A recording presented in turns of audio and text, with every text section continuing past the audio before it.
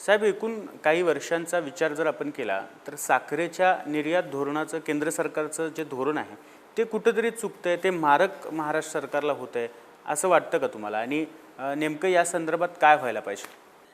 तसं जर पाहिलं तर केंद्र सरकारने म्हणजे टीका म्हणून नाही, परंतु माझं स्पष्ट मत असं आहे की आयात निर्यातीचं धोरण हे दीर्घकाळ असलं पाहिजे. 2 आणि 5 वर्षांनी ही इम्पोर्ट एक्सपोर्टची पॉलिसी करून चालणार नाही.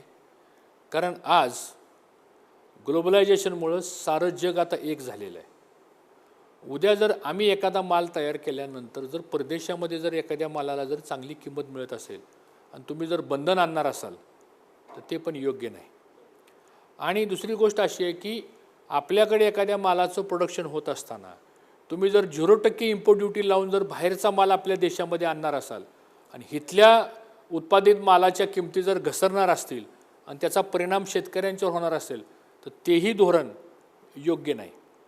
आणि म्हणून मला असं वाटतं की आयात निर्यातीचं स्पष्ट धोरण किमान 10 वर्षाकरता तर एकत्र असलं पाहिजे. इम्पोर्ट पॉलिसी, एक्सपोर्ट पॉलिसी आणि बाय प्रोडक्टवरती आपल्याला भर द्यावा लागेल. आता महाराष्ट्रामध्ये 100 कोटी लिटर इथेनॉल तयार करू शकतो आपण, एवढी कॅपॅसिटी आहे. मग आता रुपया जर आमचा घसरत चालला असेल तर कशाकरता आम्ही आता ऑइल, डिझेल, पेट्रोल करता आम्ही किती सबसिडी द्यायची? बॅलन्स ऑफ पेमेंटप्रमाणे जर बघितलं आपण तर 11.5 लाख कोटीचं बॅलन्स ऑफ पेमेंट आपलं गव्हर्नमेंट ऑफ इंडियाचं होतं. एक उदाहरण म्हणून सांगतो.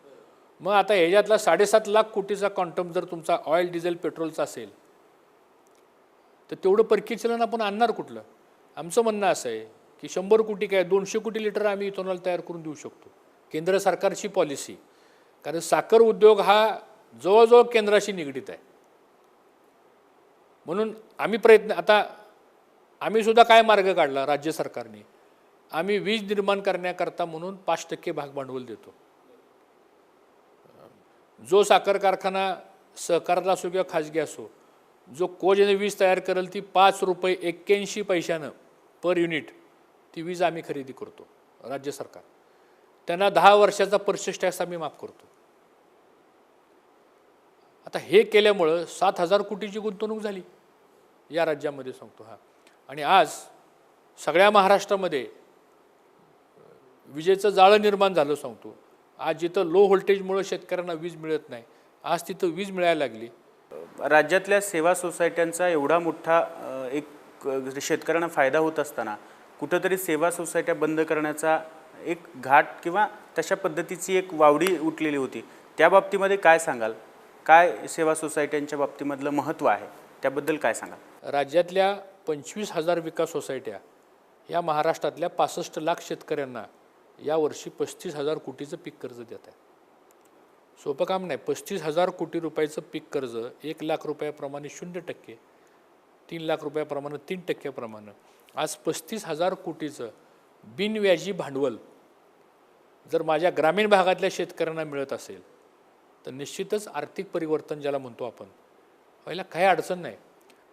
आणि आता सुदैवानं मला सगळ्यात आशेचा किरण जो दिसतोय तो नवीन तरुण वर्ग शेती करण्याकरता आता अट्रॅक्ट झालेला आहे आणि ती फार जमेची बाजू आहे.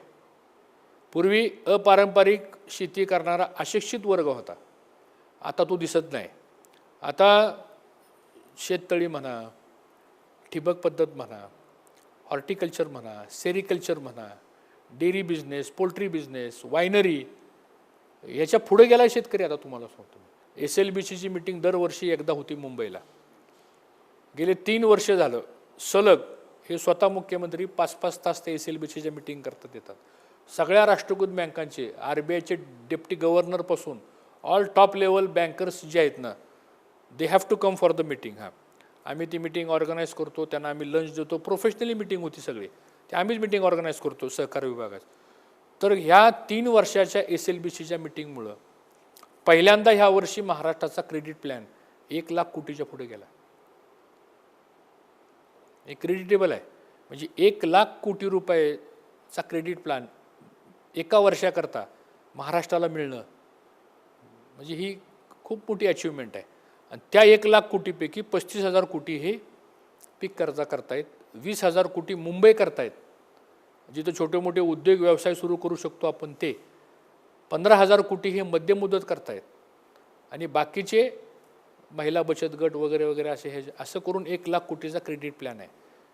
आत्ता परवा मला असं कळलं की यावर्षी 6.5 लाख कोटीचं क्रॉप लोनचं टार्गेट ठरवलं केंद्र सरकारने. 6.5 लाख कोटी. अजून ते त्याचा चार्ट येतो आमच्याकडे, आता येईल. म्हणजे याचा अर्थ असा आहे की गव्हर्नमेंट ऑफ इंडिया आणि फायनान्स डिपार्टमेंटसुद्धा किंवा आपलं जे UPA सरकार जे आहे, जे खरं शेतकऱ्यांचं प्रतिनिधी म्हणून काम करते, आता अन्न सुरक्षा वगैरे आपण ते आता हे करतो, त्यामुळे त्यांना आता ॲग्रिकल्चर प्रोडक्शन वाढवणं ही काळाची गरज आहे आता. कारण अन्नधान्याच्या बाबतीमध्ये आपण सेल्फ सफिशियंट होऊन इतर देशांनासुद्धा आपण अन्न दिलं पाहिजे अशा प्रकारे. म्हणजे फूड सिक्युरिटी ही आपल्या देशाची तर होईलच होईल, पण जगामध्ये जरी फूडच्या बाबतीतला कधी प्रश्न निर्माण झाला तर त्याची सिक्युरिटी भारत घेऊ शकतो. अशा प्रकारचं धोरण मला असं वाटतं आता ह्या नवीन प्लॅनमध्ये होतं आहे. साहेब, नेमकी या राज्यातल्या सहकारासमोर काय आव्हानं आहेत की जी आव्हानं सहकाराला कुठंतरी अडचणी निर्माण करत आहेत? काय नेमकी ती आव्हानं आहे? सहकाराच्या बाबतीत एवढंच सांगेल की ही चळवळ अतिशय चांगली आहे. मुठभर लोक चुकीचं वागले असतील, त्यांना खड्यासारखं आपण बाजूला केलेलं आहे. परंतु ह्या चळवळीवरती विश्वास ठेवा, कारण हीच चळवळ ही सामान्य माणसाला आर्थिक बळ देणारी चळवळ आहे. एक भाग. दुसरा भाग, आता गरीब माणसाला जर ताकद द्यायची असेल किंवा गरजू माणसाला त्याची गरज जर पूर्ण करायची असेल आणि येणाऱ्या भविष्यातल्या नव्या पिढीला त्याच्यामध्ये जर आर्थिक परिवर्तन करायचं असेल तर ही चळवळ आपल्याला पुढे नेऊ शकते. आणि शेवटचं मला सांगायचं आहे की सहकारामध्ये काम करणाऱ्या कार्यकर्त्यांनी, पदाधिकाऱ्यांनी अधिक जबाबदारीनं वागण्याची आवश्यकता आहे. आम्ही सहकारामध्ये मालक नसून आम्ही सहकारामध्ये विश्वस्त म्हणून काम केलं पाहिजे. मालक कोण आहे सहकारामध्ये? दुर्दैवानं काय लोक विसरले ते.